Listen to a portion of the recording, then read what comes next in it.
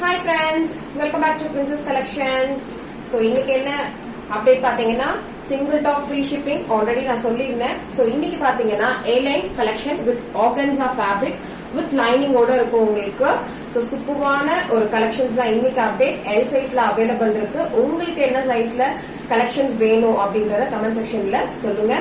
So நான் collections open பண்ணி காட்டுறேன். Single piece free shipping. Price பாத்தீங்கன்னா offer price 420 rupees தான். So A-line collections இது with lining ஓட இருக்கும்.